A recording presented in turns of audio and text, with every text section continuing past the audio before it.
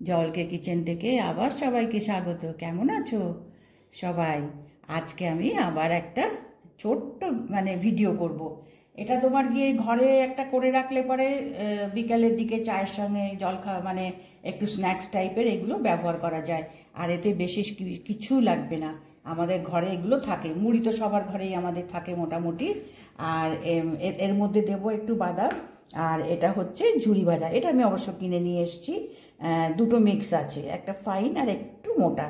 এটা মেশাবো এর সঙ্গে। তো এখন শুরু করি, কারণ মুড়িটা একটু নরম হয়ে গেছে। তো ঘরে তোমার গিয়ে মুড়িটাকে একটু যদি গরম কড়াইতে ভেজে নিই তাহলে মচমচে হয়ে যাবে।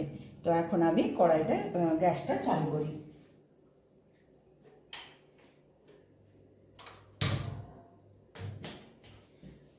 গ্যাসটা চালু করে এখন কড়াইটাকে একটু গরম করে এই মুড়িটা একটু একটু ফ্রাই করে নেবো। একটু মচমচে হবে। এখানে এখন একটুখানি নরম রয়েছে, তো সেটা তোমার একটু যদি গরম কড়াইটা আমি একটু নেড়ে নিই তো একদম মচমচে হয়ে যাবে। এবার একটু গরম করে নিয়েছি, জাস্ট একটু গরম কড়াইতে কড়াইটা একটু গরম হবে, দেখো একদম মচমচে হয়ে গেছে। কড়াইটা একটু গরম হবে, তার মধ্যে এই মুড়িটা দিলে পরে একটু নেড়ে চেড়ে তোমার একটু মচমচে মতন, একটু না ভালোই মচমচে হয়ে যায়। এবার এটা আমি নামিয়ে নিচ্ছি।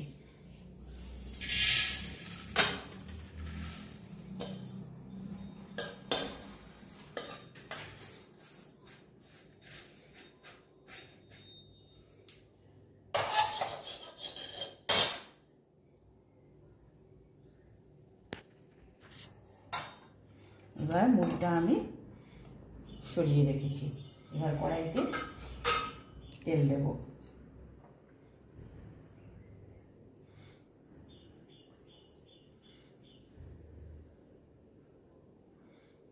দুপলা মতন, এটা এই ইয়েটার চামচ হলে পরে তোমার গিয়ে 3-4 চামচ তেল দিয়ে দিলাম। দিয়ে এবার বাদামটা ভেজে নেব।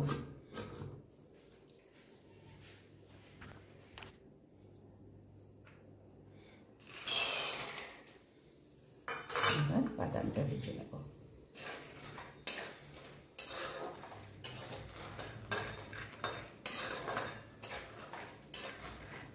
এতে দেখো ঘরে থাকা খুবই অল্প জিনিস দিয়ে এটা তোমার একটা বিকেলে তোমার স্ন্যাক্স টাইপের একটু বানিয়ে রেখে দেওয়া যায়, যে চায়ের সঙ্গে অল্প একটু ছোটো বাটি করে আমরা বের করে নিয়ে খেতে পারি। তো এটা ঘরে বানিয়ে রাখলে পরে অনেক সুবিধা হয়।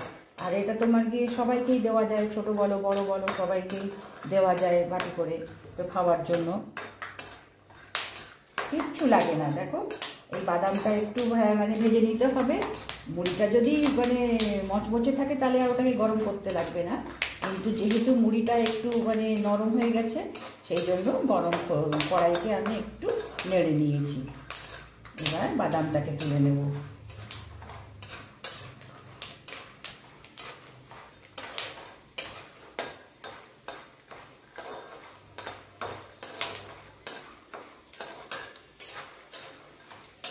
এবার বাদামটা হয়ে গেছে, এবার বাদামটাকে তুলে নেব।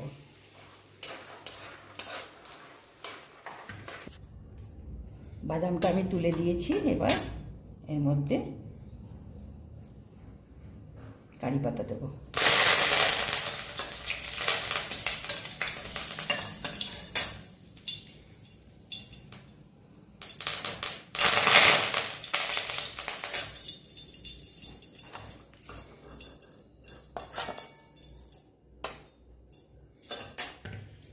এবার মুড়ির মধ্যে মেশানোর জন্য এবার নুন দেব।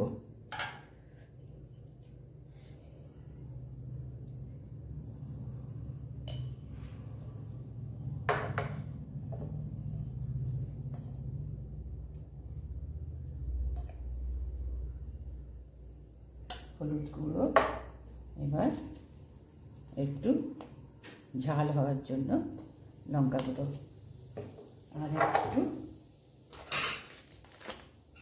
চাট মশলা, একটু চটপটা হওয়ার জন্য একটু চাট মশলা।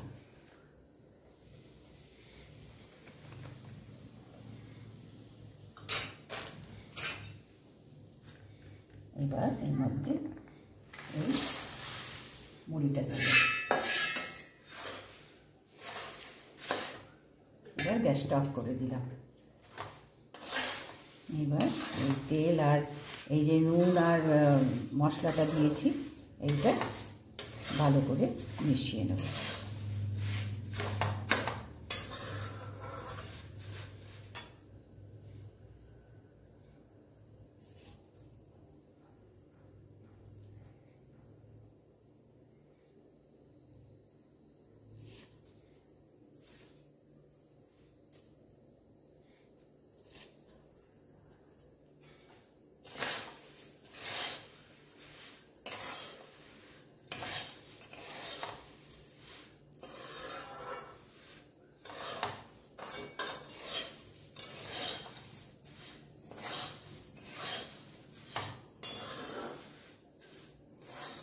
এবার এই ঝুড়িগুলো মিশিয়ে দেবো।